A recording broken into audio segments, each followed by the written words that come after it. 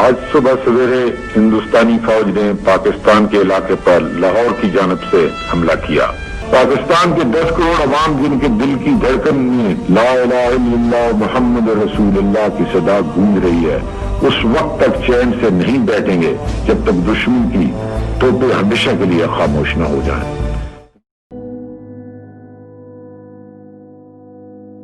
اس documentary میں ہم جائزہ لیں گے عالمی تاریخ کی اس عظیم ترین جنگ کا جو پاکستان اور بھارت کے درمیان 6 ستمبر 1965 میں ہوئی۔ یہ جنگ کیوں ہوئی؟ اس جنگ میں پاکستانی عوام نے کیا کردار ادا کیا؟ پاک فوج کو اس میں کن چیلنجز کا سامنا کرنا پڑا؟ کیا اس جنگ میں نبی کریم صلی اللہ علیہ وسلم خود اپنے صحابہ کرام علیہم الرضوان کے ساتھ جنگی لباس پہن کر مدینے سے پاکستان تشریف لائے؟ دشمن کے مقابل پاک فوج کی تعداد کم ہونے کے باوجود پاکستان نے فتح کیسے حاصل کی؟ اولیاء کرام نے اس جنگ میں پاک فوج کی مدد کیسے کی؟ اور آخر میں ہم جانیں گے کہ آج اس جنگ کو گزرے ہوئے کئی دہائیاں ہو چکی ہیں، اس عظیم فتح سے ہم نے اب تک کیا سیکھا؟ بھارت نے 6 ستمبر 1965 کو الصبح بغیر اعلان کیے اپنی روایتی مکاری سے پاکستان کی بین الاقوامی سرحد عبور کر لی اور اچانک لاہور پر حملہ کر دیا۔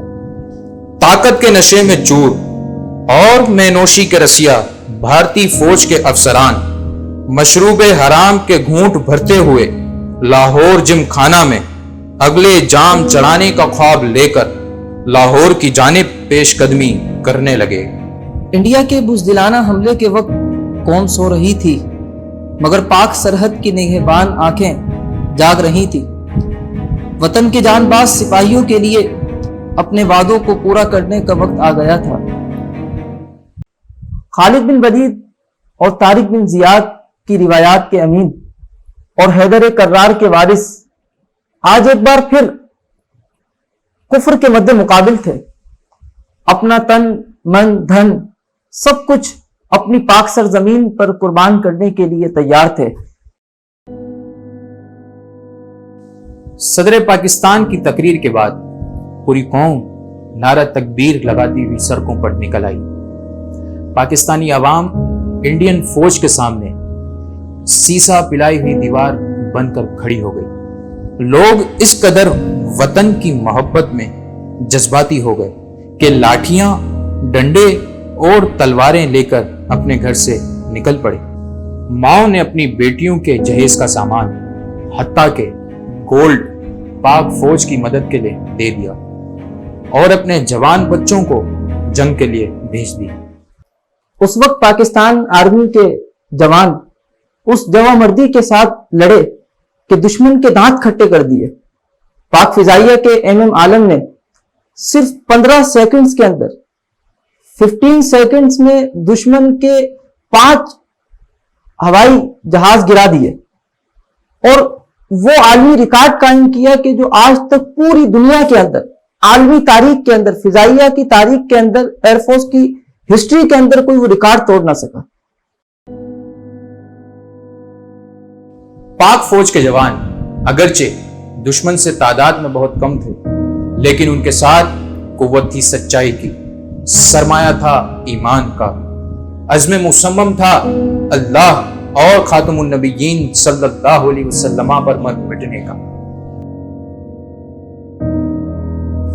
ہسٹورینز نے اپنی کتابوں میں لکھا، جیسا کہ ممتاز مفتی نے الخ نگری کے اندر، اور اس وقت کے 12 اکتوبر 1965 کے روزنامہ جنگ کے اندر یہ خبر شائع ہوئی اور پوری دنیا کے اندر یہ پڑھی گئی کہ جس وقت پاکستان کے جوان دشمن کے مقابل برسر پیکار تھے، کچھ لوگوں نے مسجد نبوی میں سرکار علیہ الصلوۃ والسلام کو دیکھا کہ سرکار دو عالم صلی اللہ علیہ وسلم مولا علی اور صحابہ کرام کے سمیت جنگی لباس پہن کر پاکستان کی جانب تشریف لے جا رہے ہیں، اور حضور علیہ الصلوۃ والسلام نے بنفس نفیس اس جنگ کے اندر شرکت کی. جن انڈین فوجیوں کو پاکستانیوں نے قیدی بنایا، ان قیدی دشمن فوجیوں نے اس بات کا اعتراف کیا کہ جب ہم پاکستان میں حملہ کرنے کے لیے آئے اس وقت وہ سفید گھوڑوں پر سفید لباس میں ملبوس فوج کون تھی، وہ نورانی لباس والے اور وہ نورانی چہرے والے بزرگ کون تھے.